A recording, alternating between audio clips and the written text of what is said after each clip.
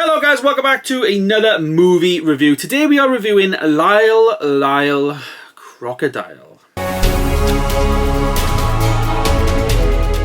Yes, Lyle Crocodile is directed by both Josh Gordon and Will Speck. It stars Shawn Mendes, who actually does the voice of Lyle the Crocodile, and Javier Bardem, who is best known for being a Bond villain. The movie, though, basically follows Lyle, who is this singing crocodile. Javier Bardem finds him in a reptile store or pet shop or whatever it is, and he hears him singing, and Lyle can only sing. He can't actually talk.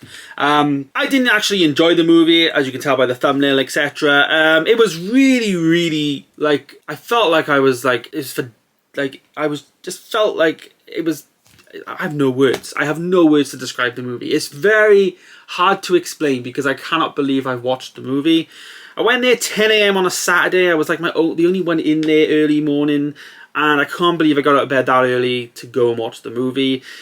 Lyle sings, voiced by Shawn Mendes. It's basically just a Shawn Mendes, soundtrack or album or whatever, and I'm not really a big Shawn Mendes fan anyways when it comes to that. The music itself, though, was meant to be really good, but it wasn't. It was actually written, I think some of the songs were written by the people who did the Greatest Showman soundtrack. Now that movie does have obviously original songs, and this movie did have an original song, but like most of the time with musical movies, I get out of there and I'm like, I need to listen to the song. I can't even remember what the song was called. It was really forgettable, this movie, for me. There were some good bits in the film, though. I like the young actor that was in the movie. His name was Winslow Fegley, and I thought he was really good for a kid actor. He hasn't really been in anything before, but he was quite good and quite entertaining in the film. We also have Javier Bardem, who, again, he was quite good. His performance was quite good. I just don't understand why they chose a crocodile in the movie. It was really off-putting in the film.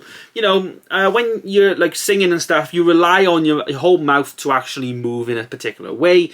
That's why certain animals I think you can kind of get away with when they sing. But a crocodile literally opens his mouth up and down, and they did try putting like lips on the end of the crocodile's, like, I guess, what's it called, nose, snout, whatever it is. It just didn't work. It was really off-putting, and the CGI was okay. There was some bits where it was just no. And even for a kids film, I felt like it was pretty dumb. I felt like it was really, there's kids films that are dumbed down, but I felt like this was really dumbed down to the point of that there was really no plot in the film.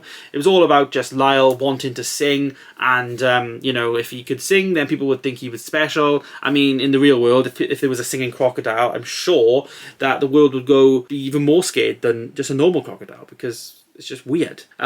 So it was all that type of stuff. Obviously, the kid had a good story. There's a good story there with the kid, obviously not really having any friends, moving to New York City, and then he makes a friend in Lyle and all that type of stuff. So there was that, but other than that, didn't enjoy it. It felt like it was way too long as well. I do think it was 2 hours long, I believe. I think it came in as 106 minutes, so, literally 10 minutes shorter than 2 hours. That was another thing in the film. It just dragged in some parts. Probably could have been a 90-minute film, you know what I mean, and still been quite good, hour and a half for a kid's movie. But I just felt like the whole crocodile thing was really odd. I'm not sure if it's based on like a children's like book story thing or whatever, but from like not knowing anything, going and seeing it, because it's got big people in there, Javier Bardem, Shawn Mendes, they are big people. The writers from The Greatest Showman, they are big, big people, big actors, all that.